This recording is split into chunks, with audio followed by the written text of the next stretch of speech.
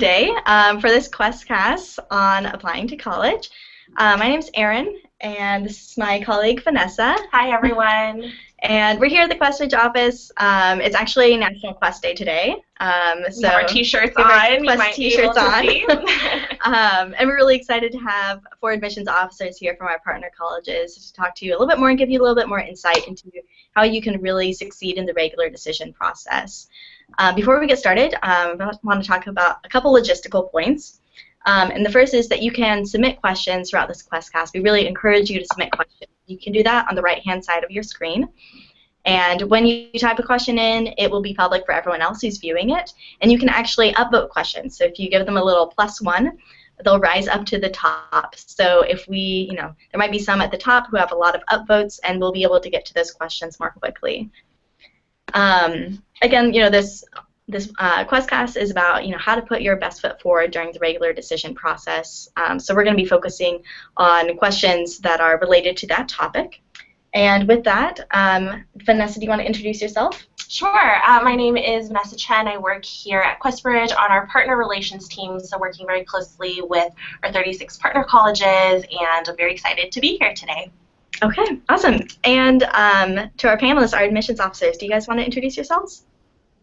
Great. Hello, everyone. My name is Anna Tall, and I am an Assistant Director of Admissions here at the University of Notre Dame. Notre Dame is located in South Bend, Indiana. We have about 8,000 undergraduate students and are very proud to have a QuestBridge community of around 300 students. This is both QuestBridge matches as well as students who may not have been matches but are finalists, and they are welcome and included in all of our activities. A few of us were laughing earlier. We're on our way to pizza and various celebrations as part of QuestBridge Day today, and I think you have a lot to look forward to as a finalist no matter where this lovely college adventure takes you. So if that happens to be Notre Dame, I would certainly look forward to meeting you and working with you. I do work very closely with our QuestBridge students as well as all first-generation students here at Notre Dame, and love to help students through the application process. We know all of us on the webcast today, everyone with QuestBridge, our hearts go out to you because this is a stressful time, but we are really here to help, and I would love to talk more about the University of Notre Dame. A few quick things that you should know. We are a Catholic institution. We welcome students of all faith backgrounds and traditions, but very close and central to our mission is that sense of community. So we actually take care of randomly assigning you to your dorm and to your freshman roommate. We believe very strongly in community, and about 80% of our students live on campus throughout their time as a student at Notre Dame. We're also the most national university, so we welcome students from all across the country. So if you are very excited about maybe breaking free of your hometown and checking out northern Indiana, then you will meet many students from across the country, around the world, and have a very passionate student body as well. So any football fans out there, of course, but certainly many other activities and things that students are involved in. So look forward to any conversations after today. You can find my information online on our admissions counselor page. I'll pass it on to my next colleague. Thank you for your attention. All right. Hi, everyone. My name is Maura Cooney. I'm here from the Massachusetts Institute of Technology, or commonly called MIT, since we have a very long name. We're located in Cambridge, Massachusetts, so right across the river from the city of Boston. We have technology in our name, so we do have an emphasis on engineering, the sciences, architecture, management, but you can come and study any area that you want to here at MIT. I'm our liaison with our QuestBridge program and our first-generation scholars. About 20% of our students here are first-generation to college. You even get a special tassel to wear at graduation to show off that you are the first in your family to graduate. We are also a need-blind school, so even if you aren't admitted through the QuestBridge match, we will still give you full funding to attend if you're admitted through our early action or regular action programs. So I'd say at MIT, definitely students who enjoy engineering and science, but certainly also have a sense of humor as they go about learning and creating. And again, if you have any questions, you can just head to our admissions webpage. We have a great set of blogs there that are written by current students. You can get a sense of everyday life at the Institute, and my information is also on there. Again, tierneyM@mit.edu if you have any additional questions. Hi, My name is Patty, and I am at Grinnell College. I'm a senior assistant director of admission here, and I'm also the coordinator of multicultural recruitment. I partner with QuestBridge along with other organizations that seek to provide opportunities for students who might not otherwise know about small liberal arts colleges. So Grinnell is in a town called Grinnell, Iowa. We have about 1,600 students. There are about 9,000 students in our town. We are a small liberal arts college, but you can study in the sciences and the social sciences as well as the humanities. We draw students from all 50 states, and we also have students from 55 plus different countries, so international students are also welcome to apply. As my colleagues, co-presenters have said, we are also a need-blind institution, which means that we don't consider whether or not a student has funds to pay for tuition when we're making our admission decisions, and we also promise to meet 100% of students' demonstrated need. So it's great if you get the match, but if you don't get the match, you do want to consider an institution that meets 100% of your financial need as well. It does, in fact, snow in Iowa, so for those of you who are interested in a different climate, this could be the place for you. And if you have any questions, you can certainly email me or call me. My information is on our webpage, and I look forward to the rest of this hangout.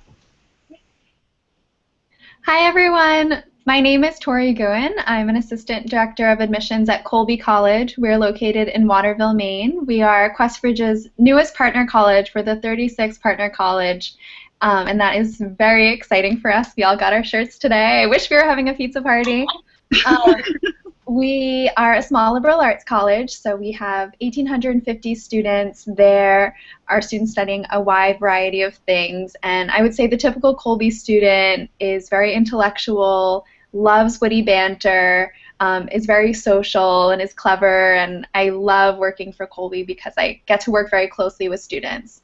I am our QuestBridge liaison. I also work closely with the Asian Students Association and a lot of other student groups, and it's a really special place.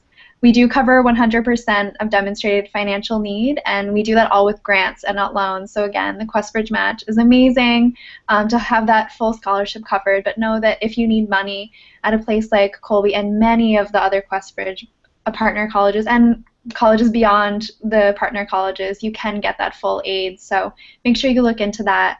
And we also do have a fly-in. So I know Maine might be really far away for some of the students who are tuning in to this online show. But just so you know, there are opportunities to come see the colleges that will be fully paid for by the colleges when it comes time to making a final decision in April.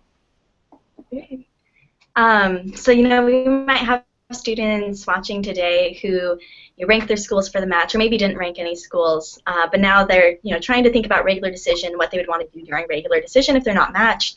Do you guys have any advice for researching schools? Because they might have researched schools before, but now they're maybe thinking about opening up the possibilities of schools that they're applying to, maybe thinking about different geographical locations, and you guys are all from very different geographic regions. But also 36 partner colleges, that's a lot to research. Do you have any advice for where students should start in that process? Well, I'll start. I'm not sure if I necessarily have advice for where to start, but I do think considering schools with wide geographic ranges is a good idea. Maybe you definitely want to change climates, and if you live in somewhere cold, you want to go somewhere warm, or the other way around. But I wouldn't necessarily rule things out like that. There are a lot of different parts of the U.S. and of the world that are very different and have very different cultures, and the individual colleges will have their own different vibe. And so I would say don't necessarily rule out schools because you're sure that you want to stay in state. I would say keep an open mind for, which isn't really necessarily helping you rule out and narrow that list, but keep an open mind and start looking through what is exciting about the colleges, what makes them different, the different traditions at different colleges can sometimes give you a clue about the student body, and have fun with it. If you are really excited about a mascot, look into the college. I think it's a very stressful process, but you have to make it fun for yourself too. So keep an open mind, think about the type of person that you want to become, whether that's an adventurous person or if that's a person who's doing very heavy research, and try to make the most out of the process and enjoy it.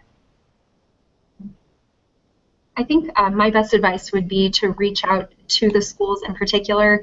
Many of us will have student liaisons, student tour guides, some kind of connection, a blog page, a Twitter, an Instagram. Start using your resources through either social networks or right through your admissions counselor. Every college, university that you're taking a look at will have someone who is responsible for you and for your application, who gets to know where you're coming from, and it is job security for us, right? So please email us, please call us. I think a lot of times students are intimidated, they don't want to make the wrong impression, or maybe, it is a lot to manage, but we are here to help you. And all of us on the webcast today, all of the QuestBridge partner schools, beyond that, I think admissions professionals are some of the coolest, best people you will ever meet. And we're biased. Oh, so humble. But we genuinely want to help you, and it's our job to help connect you with the things that are going on our campus that are going to make a real difference. So maybe, I've heard of students taking an Excel spreadsheet and having that admissions counselor contact info right there, the phone number, they have a question, however you stay organized.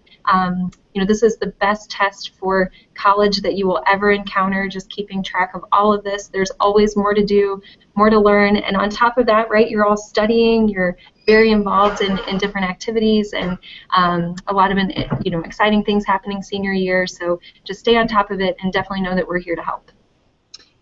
I think as far as narrowing the schools that you are considering, it's really important for you as a student to think about what your learning process is.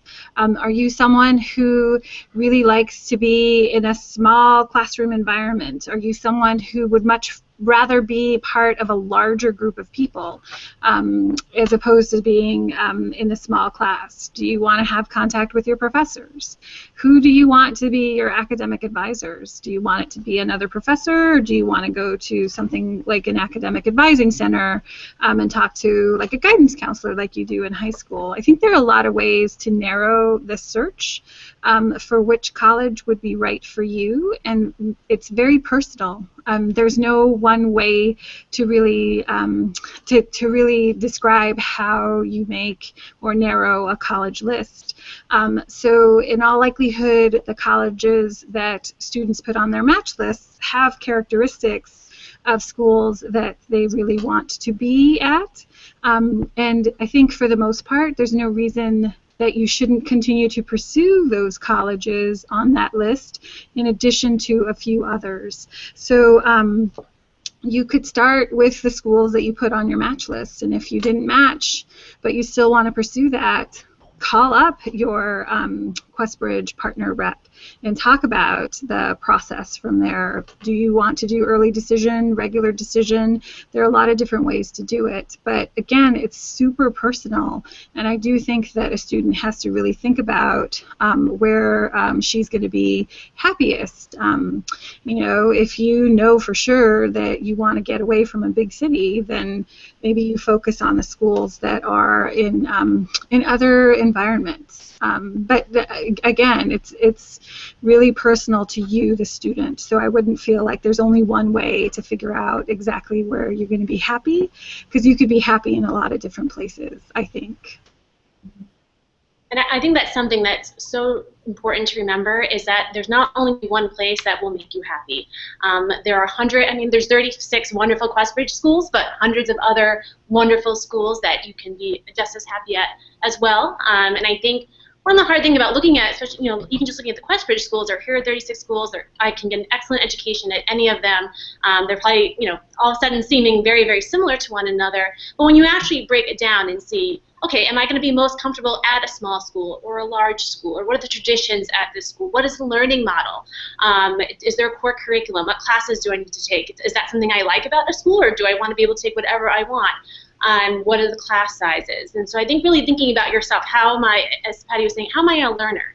what will I get most out of this education? And so when you start to break it down that way and thinking about what are the types of students at these different schools, what are the programs they offer, how is this educational experience going to be different than another place, regardless of necessarily where that school is located or what its name may be, but what is going to be the best fit for you. I think then you'll actually start to see real differentiations between the many schools that make up the QuestBridge Consortium, but also many of the other schools across the U.S. that can make a great fit for you. Yeah, I think that's a really good point, and it actually kind of leads to a question that one of the students asked, and that is about the Quest Scholar community at your colleges, because that might be something that's important to students, you know, how they're going to feel when they get onto campus. Are there going to be other students like them who can support them, or what other institutional resources are there? So could you guys, and I know, Tori, this is a little different for you since Colby is in but could you guys tell us a little bit about what the Quest Scholar chapters look like on your campuses? Or what other resources are there for students from first-gen or low-income backgrounds? Sure. I guess we can go in our same order. So at Notre Dame, as I mentioned, we have about 300 QuestBridge students. We do have a family system, so as soon as you are assigned or coming into your first year, you're assigned into a Quest family, and these students get together for various activities. I know there was a bus trip to one of the local outlet malls, maybe packing up, you know, getting ready for winter. It also snows in South Bend. There's also different fall break activities where students are connecting if you're unable to travel home. And I think one of the great things too is kicking off from the beginning. You have your Quest Scholar family, the Quest family, which is fairly new at Notre Dame. So this is our second full year with the Quest family. So we're really excited about expanding that. There's leadership opportunities specifically within Quest Scholars, but then our students are also, you know, accessing different resources on campus. We have a fly-in program as well. We call it our Spring Visit Weekend that many students are selected for. That kind of has its own community that goes with it, and then kind of connecting with various resources on campus.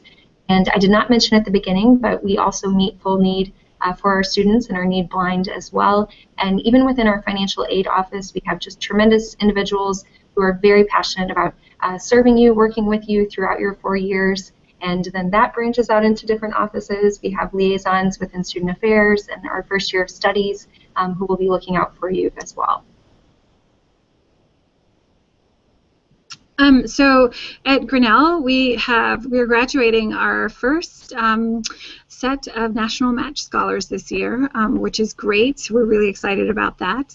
And we also have a really nice group of Quest Scholars who applied using their QuestBridge materials, but aren't necessarily Match Scholars. So the QuestBridge student group is a really cohesive and active one, and it's a mix of National Match Scholars and just other Questies. They actually have been really organized, and they managed to gain a spot for themselves, really advocate for themselves to get a spot on the Multicultural Leadership Council, which is a council of typically multicultural groups. But they argued that they represented the first generation voice, and in a lot of ways they do. So they have a seat at that table, and they are consulted along with a lot of other multicultural groups as far as student activities. Grinnell has a system of self-governance, so the students are given a lot of responsibility, and our QuestBridge students have taken that really to heart. They engage in community service projects together, from collecting canned foods for our local food pantry to actually doing weekly tutoring trips out to a Native American reservation that actually sits about 45 minutes away. So they are really organized about doing that service work. And they have weekly dinners. They do a Thanksgiving dinner for students who don't have the means to go home for such a short period of time. Sometimes I'm involved in that dinner. One time I let the students use my house to cook the dinner. So that was really interesting and fun, and they bought too many turkeys, so I got a free turkey out of it, which was weird. but you know, it's welcome. I really have enjoyed having Questbridge students as part of our student community. They are really engaged and active, and as I've mentioned before, this year our Student Government Association president is Quest's National Match Scholar. So it's not just that they're doing things just for their community, they're actually really engaged and integrated in the larger community. And I hear time and again from my professor friends that the Quest students are some of their favorite students. So we really welcome all the applications, not just the ones from the match.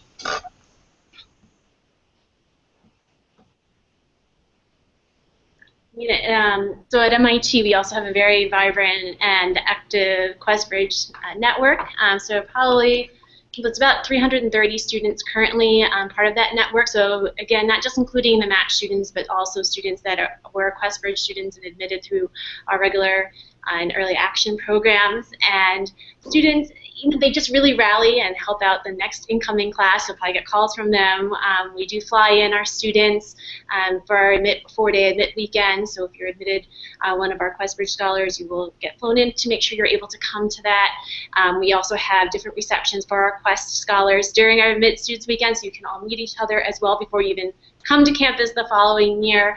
And then, of course, over the course of that freshman year, we have a liaison who works in our student services to help you adjust to freshman year, and your advisor. I'm a freshman advisor, so when I admit you, you can't just say, I'm not going to talk to you anymore. I still get to work with you over your freshman year and helping you find the different resources on campus and make you cupcakes on your birthday type of thing. But really, students really reach out. I'm really excited to see our students after this evening and see how the semester's going. So a lot of resources once you get here on campus as well as leading up. Great. And you know, for Colby, I would add that I think this year is a really great year to apply to Colby because you get to be part of building the Quest chapter on campus and being part of the leadership and really forming what that community looks like. That's a little plug for Colby, even though it's their first year. I think it's a really great opportunity for students who are applying. I will add that we do have, we've had a posse for a number of years. We have a number of different other groups. We have a pre-summer program, actually, so Questbridge students would be eligible for it. It's called Colby Achievement Program in the Sciences, and it's a research opportunity for 6 weeks during the summer before your freshman year. So there are a lot of different groups on campus. We have a great multicultural center and great first-gen support. So it's going to be our first group of Quest scholars, but entering a great group of already existing students. So kind of switching gears a little bit, I wanted to ask the panel today, when you are reviewing student applications and kind of looking at the different qualities that they will bring to your campus environment and contribute to your campus, what are some factors that you're looking for? How would you determine that this student would be a very good fit for your particular school?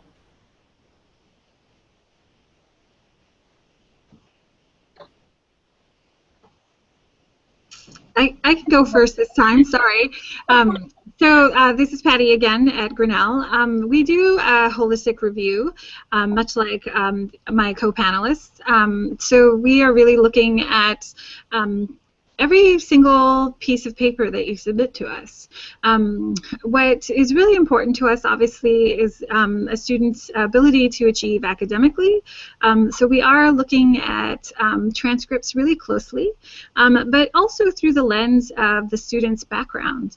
I don't think that we have, I know that we don't have the same expectation of every single student. We're not expecting everyone to have the same kind of school experience. Not everyone can have the same curriculum, and not everyone comes from the same family background. So we are really reading everyone on an individual and holistic basis and trying to keep all that in mind when we're thinking about test scores and writing and essays and letters of recommendation. It varies from student to student because you're all going to different schools. So I would say that the qualities that we're looking for are really mixed as well, but we're really excited about the resilience that students show. You are able to succeed in the face of some pretty interesting and different circumstances. So resilience is really important. Positivity is also something that we're looking for. It's really easy for a lot of us to blame other people for things that maybe don't go our way, but it's also really great to hear from students that even though things didn't go exactly as they planned, it turned out okay or not okay for the following reasons. So we want to see students who have a lot of different interests. So you don't all have to say, oh, okay, so Grinnell is really good in the sciences, so I want to just highlight my STEM stuff. Actually, we're the kind of place that welcomes lots of different interests, so it would be great if you were STEM, but also a really amazing artist. So I think that students should not fear being themselves in their applications, because I think we, and a lot of my co-presenters and a lot of other colleges in the nation are really looking at people and trying to admit a really interesting and diverse class of people to their institution. I think keeping in mind that we read your application in terms of, No, in terms of context. It was done. In terms of context. So we're not comparing students across which high school, different high schools or different backgrounds, really looking to see, did you take advantage of what your high school offered you? And some students that might be more, and some students that might be other things, depending on where you're located or what school you go to. But if you took advantage of what you had in your high school, that means you'll come to our schools and you'll take advantage of the many different opportunities and resources that we have. And so that's what we're going to be looking at. What did you do within the context of your school, within the context of your family? And that's how we're going to be looking at it. We're not comparing you to other students. And keeping in mind that the way you look at your activities, there's nothing that we're looking at in particular. There's nothing that we weigh heavier than something else. Some students, if you're working after school, I have to babysit my younger siblings after school, and that is perfect. That is an activity. That is how you spend your time, and that is a very worthwhile and very important way to spend your time. And so that's what we're going to be looking at. And so I think that students not getting too worried about not having the right activities or I'm not well-rounded. We have plenty of students who are also well lopsided as well. You don't have, there's nothing that we're requiring you to do. And we're going to be looking at, again, in that context and seeing what different things you're going to bring with you to campus, as well as your academics. I would also add two things, especially as you're maybe considering the regular decision application process and putting those final touches on your application, to keep in mind that we are going to closely look for this first semester of senior year, or maybe first quarter, first trimester, that we want to see that continued success in the academic realm, that's still happening, that you're still very committed to being a scholar. So anything that you can do kind of in this last few, I guess, weeks, months now, of putting your best foot forward is very important. Then I always feel it is my civic duty to remind you to proofread. Again, we know that you're applying to many schools, but for us, as we're taking a look at some of those supplement essays, for example, we have a question that is what excites you about the University of Notre Dame. This is a great time to talk about Notre Dame. Believe it or not, I've read other schools being mentioned, and there are similar characteristics, of course, across many great universities. But we want you we want to see how you're excited about Notre Dame, how you will contribute to our community. So we are hoping to get to know you on that personal level, and the essays are just the greatest way for all of us. And I know we all share that love, right, of going through, and when you're reading an essay and you just think, I cannot wait to meet this student. This is a student you just must have on campus. Keep in mind that it's who you are. It's not really the boxes that you're checking to get there. That was great. I don't think I have that much to add to that. It's true. We are just really excited to get to know you, and that means we want to hear everything you have to say. Okay, so we're going to jump to a student-submitted question right now. So as you guys know, this is a very stressful time of the year for high school seniors applying to college. There's a lot riding on this time of their lives. So someone is asking, what are some things that students do while applying that they think may help them but actually hurts them? So there are a lot of different things going on. You're trying to express interest in a college. You're trying to put together the best application possible. Are there anything, any advice for students for how to present themselves well throughout that entire process? I think reaching out to your regional representative is a great idea. That won't hurt you. We want to get to know you. We'd love to get an email from you. If you're curious to hear about our computer science department, we can connect you to the chair of the department or to a student. So reaching out is never a problem. We know we're here for you, and I think one thing that can be a little different for first-generation students is that you might not understand that you're entitled to all of our time. Like I think Anna said, our job is to talk to you, and so please use us as a resource. I think one thing that some students forget to do is to use their teachers as a resource. So, your whole community does want you to be successful, and I think being shy about your essay or feeling like you have to carry all the weight on your shoulders is something that can hurt you in the process. So bring your essay to, your history teacher or to your guidance counselor and ask them to read it through again. Proofreading is important. I've already seen a number of grammatical errors on essays, and it happens because it's a long application, but don't feel like you have to do it all alone. And I would say one thing, this is very personal, I remember applying to college and it was so stressful. I was just stress eating brownies all the time. And I was writing my essay and I would eat a brownie and then I would erase like the whole paragraph I'd written and then like eat another one and then write another word and it wasn't the right word, couldn't think of a title. So you're really going to be really hard on yourself during this process because you feel like it has to be perfect and it's so important. But know that we just want to get to know you, and you're not going to be perfect because your life is in progress, and that's what we're so excited about, to welcome you to a college that hopefully will help you leverage your growth and become who you want to be. So I would say try to stress a little less than I did, at least, and enjoy the process of figuring out who you are in this moment right now, which doesn't mean you have to be 100% mature person, and poised and everything is perfect. So ask people for help. Ask us for help. We really want to help you. Ask the other representatives at every college for help, and be kind to yourself throughout the process, and don't take yourself down because you're doing so much already. One thing I'll add is don't feel stress or pressure that you should have or that you need to visit the campus. I know that there's a lot of talk kind of out there. Are universities tracking interest? Are there tally marks? What if I don't visit? That is not something that we are concerned about in the least. I think all of us have mentioned our desire for you to visit our campuses, right? And there's certainly programs that will hopefully bring you to campus so we can show it off. We all love talking about our institutions, making sure that you meet our students. But every year I think colleges all across the country welcome students, and that might be their first time to campus, and that is okay.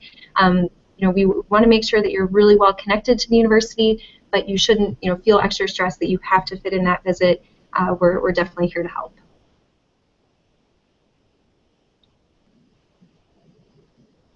And if there's any questions, you can send us or ask us to make sure that we can alleviate some of that stress.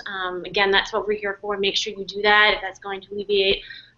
Realize that we're admissions officers. We're not excited to learn about you. We also remember that you're 17 and 18. We're writing those essays, so it's really a way for us to get to know you. It's not, yes, make sure things are spelled correctly, but we're not grading your writing prose or anything like that. We're really looking to see who you are as a person and that personality that comes through, and that you're someone I want to have as a roommate or want to hang out with. Or we get creepy at Admitted Students Weekend when we meet you and we know all this stuff about you because we've gotten to know you very, very well through that process. And also make sure you get sleep. Okay, and you still have school, you still have classes you have to do well in, so don't make this a full-time job on the side. Make sure you're getting sleep, you're taking care of yourself, and you're continuing to do well during senior year. Because you'll end up someplace great regardless, because you're great students and you've done great things, but make sure you're also taking care of yourself through it. Yeah, I really appreciate hearing Sorry. Really appreciate that. Email you. Feel free to email you. Really encouraging for a student who might participate of this process. So just knowing that someone is, out there guiding you through the process, I think that's really helpful because I do think a lot of students feel like they have to, do everything on their own. They have to kind of do it on their shoulders and kind of go through the path alone, especially if they're first generation students. They don't have a parent figure or guardian who kind of going through the process. So I think it's really helpful that you guys are being very supportive and advocating for. Yeah, and I would add to students, sending that email. Just make sure it's a good email, proper punctuation throughout the email, always a good thing, starting it with hello or dear so-and-so, signing your name. Very basic, but also know that you are welcome to send that email. Great. Yeah, so we talked a little bit about, estimating and the supplements that our students complete when they're applying to.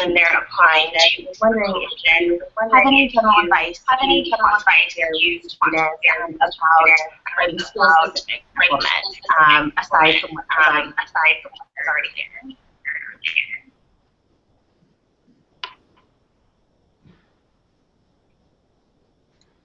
I think one thing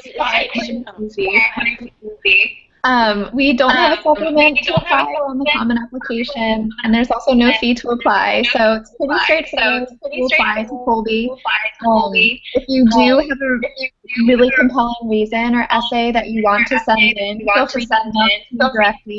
My information is on the website, or you can find another way to send it to you as well.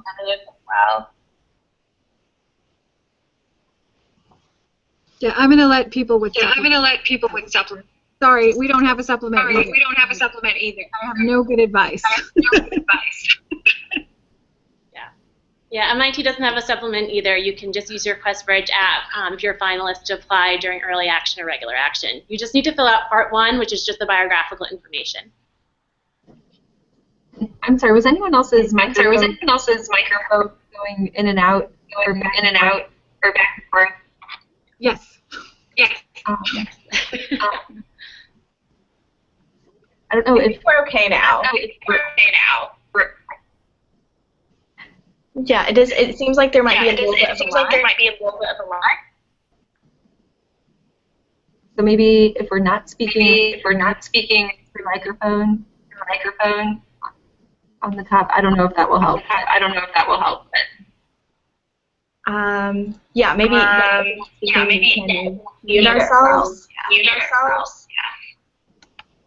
Okay, but we can move on to the next question. It is echoing right now. We're not sure why, and we hope it resolves itself quickly. We do have another question kind of related to kind of things you can do to make your application better. And I know that some schools offer the opportunity to interview. And I know there has been a lot of talk about whether the interview will interview. If you aren't able to interview, but the school does offer the option you don't interview application. So if your school offers the option to interview, can you talk a little bit more about how that relates into the application process? So for MIT, we do have an interview process. All of our interviews are conducted by MIT alumni, so you don't come to campus for your interview. It's either in your hometown or we can do it over Skype. So we can make sure that we're able to set you up with an interview. And you'll find out your interviewer's name and contact information when you fill out Part 1 of the application. So the Part 1, again, is just filling out the biographical information like your name and address, just to kind of start put that into our system, and once you start that, you'll have your name of your interviewer. So for those of you who applied through the match, we had contacted you about that information, and you could contact your interviewer after the deadline. But if you're planning on applying for regular action, you can go on there, start your part 1 of your application, and your interviewer's name will be there, and you should contact him or her by December 10th. To set up an interview. So you don't need to have it by December 10th, but just make sure you contact them. And I think for the interviews, it's good for you to have one. They're never going to hurt you, okay? Don't get nervous about I'm a terrible interviewer, and it doesn't matter. That's not what we're looking for. It's really for us to get some additional information about you.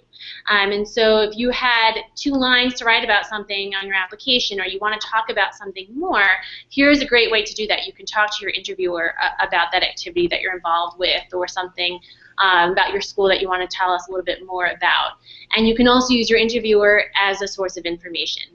They're an alum, they're excited to talk about their alma mater, so if you have questions about their experience or what they studied or what they've done since graduating, you can certainly ask them, and then they send us in that information, and they're often your biggest advocate through the process. They get really excited about meeting the next group of MIT students. So definitely, if you get assigned an interviewer, definitely try to set that up. Yeah, we don't require it. So I think students shouldn't stress out if they're not able. We do have alumni interviews. We'll actually interview students. But again, if you're not able to set that up, don't worry about it. The vast majority of student applicants do not actually interview, at least at Grinnell College. So try and take that stress off yourself if you're stressing out about that thing.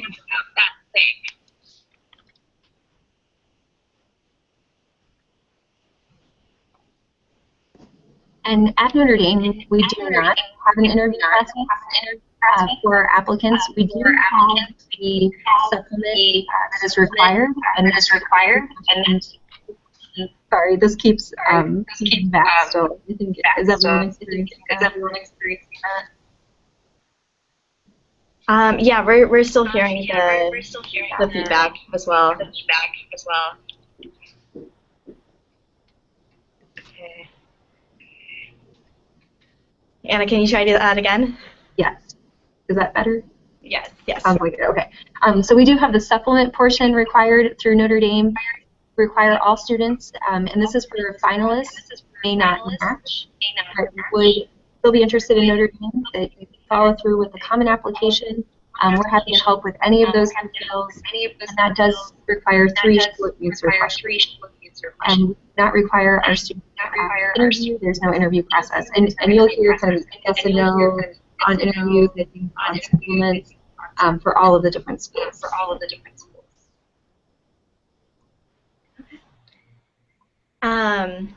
So we have another question here where the student is asking for advice on how many schools they should be applying to. Through REAP schools, schools, kind of all together. Do you have any advice on how many schools they should be applying to? I know that's a pretty subjective question. But if you have any advice on deciding, how many is a reasonable number.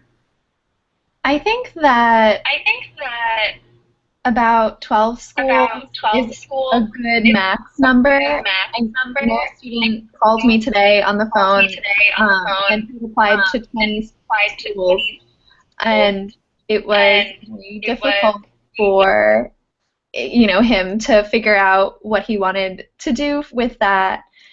At the same time, I think when you're choosing your schools, it's important to select schools that you are excited about. Again, bringing it back to my own personal process. I had reach schools and target schools and safety schools, and a lot of my safety schools I actually wasn't excited about, and probably I only would have gone to a couple, of them if I really had to. So if I could go back through it, I wouldn't have applied to quite so many safety schools. So think about schools that you are really excited about. Don't throw too many on just to have, you know, a large number there, you know, and enjoy getting to know those schools, because we, you know, are going to spend a lot of time with you, and we hope you're going to be as excited about us as we are about you.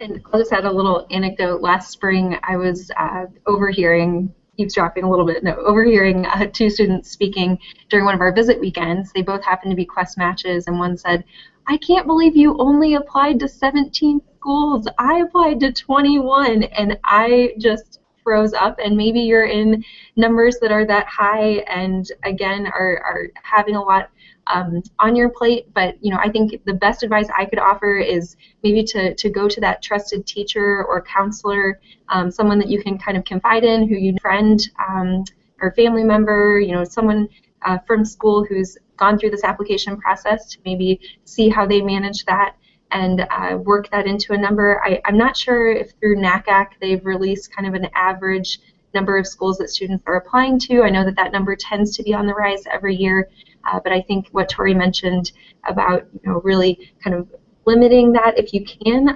could definitely potentially make this a little bit less stressful.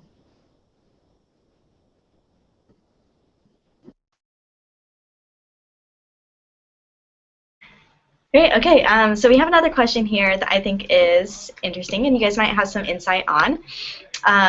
So a lot of students are concerned about test scores and how they play into the process, and this question is about that. So the student says, "I tried my best on the SAT, but my score still doesn't meet most of the schools' mid 50%. Is it true that some schools won't even consider me because of that?" So can you guys share a little bit about, you know, how test scores do factor into the admissions process, you know, to whatever degree you're okay with sharing? And in this particular case, if, you know, if a student's scores aren't in the middle 50%, do you still look at the application? Well, it's definitely very specific to a particular college.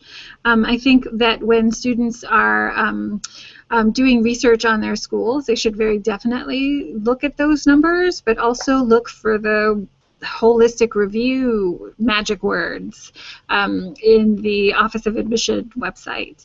I think that the reason we do a holistic review is because we recognize that there isn't any one thing that should make or break a student's application. So you want to think about applying to a range of schools. Some of the schools are very definitely going to have those hard cutoffs, but you also want to include in your final college list some schools that do a holistic review, so that they're thinking not just about that particular number and what it means for that particular school, but looking at the entirety of the application. And it is good to tell people that you tried really hard on that test. You know, if you only took it once because you could only get one fee waiver, you want to make sure to let people know that too. I know that there is a lot of pressure put on that particular score, but we recognize, all of us, I think, on this panel, that there are a lot of reasons why people won't do well on that test, but we don't know your reason unless you tell us. So you want to make sure to address it if you think it needs to be addressed. But trust that there are places that are looking beyond the numbers. Trust that there are a lot of admission counselors who are really thoughtful and caring and are going to advocate for a lot of different students for a lot of different reasons. And that's what I think I will let my co-presenters also chime in on that. I mean, I think it's important to remember that scores are only one part of what we're going to be looking at, and we'll certainly be looking at it as part of our process. But there's some people just do really well at standardized tests, some people don't, and I think we're going to be also looking at how you're doing in classes, because at the end of the day, showing up to class every day, doing homework, studying for the exam is going to be a better indicator of how you'll do once you come to our campus versus a 4-hour test on a Saturday morning type of thing. And I think also remembering that even if you're not hitting the middle 50%, there's still people below that middle 50% that are there. You know, it's not just like, that's not the cutoff, that's just the middle group. And the reason why there is a huge range of scores is because we really are looking at what are the grades you're getting. Do the teachers say you ask questions when you don't understand it? Do you go to extra help? Those are other things that we all take into account in getting a sense of how you'll do academically. And one number that schools don't publish is how many perfect scores they say no to. And I don't say that to intimidate or scare anyone out there who may have a perfect score, but I think all of us can think of maybe an applicant who they might have tested really well and that was their strongest point of the application. And truthfully, I don't think any of us want that to be the strongest part of an application. We want to find many of those other areas, both academically and non-academically, to find reasons to admit you. I'm sorry to interrupt really briefly, but I am going to have to sign off now. Thank you so much for the opportunity to connect with students and with my co-presenters in this manner, Erin and Vanessa, and I will probably talk to you guys soon. Thanks so much. Thank you, Patty. Thanks for joining us, Patty. Bye. Okay. Let's see. So we have a lot of questions coming in right now. And I think the next one we're going to take is someone who's asking, how can I differentiate myself from other prospective students? I know this is a hard question because students are so different.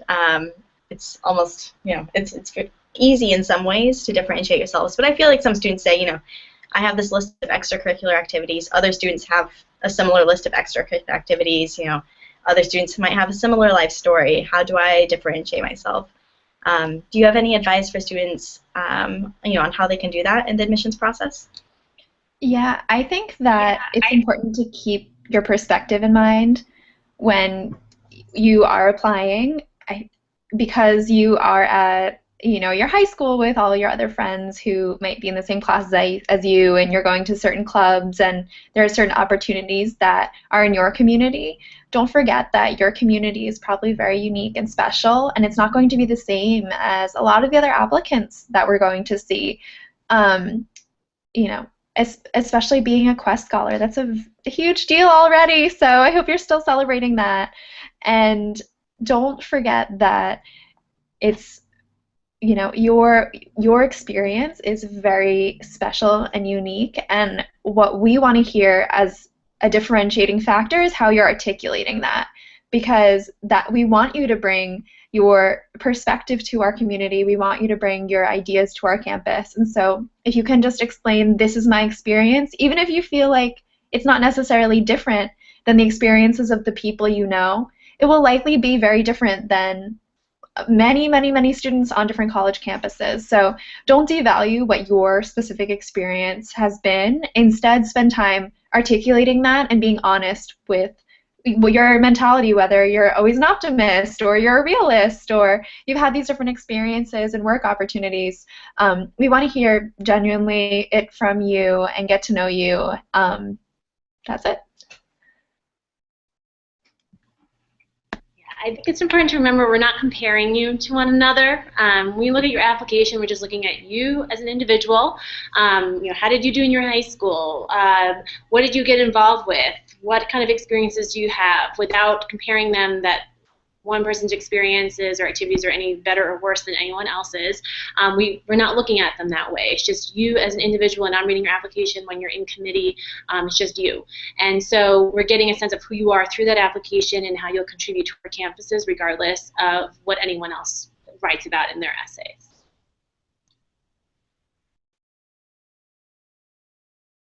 Okay. So we have another question here.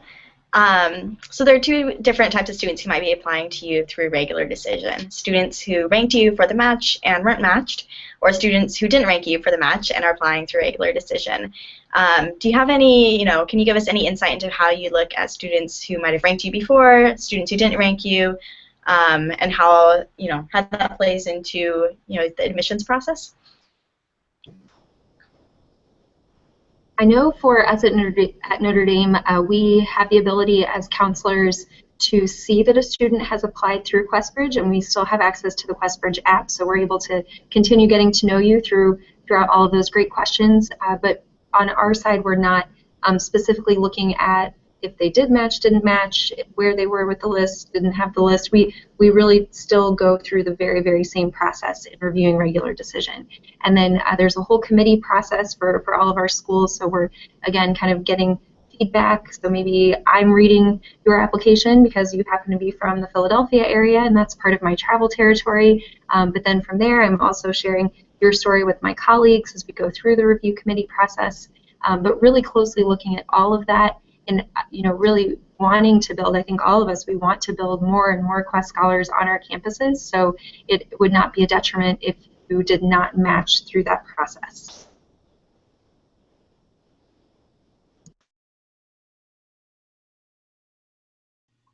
And I would go, I mean, we're not going to be looking at that you ranked us and holding that to a higher degree.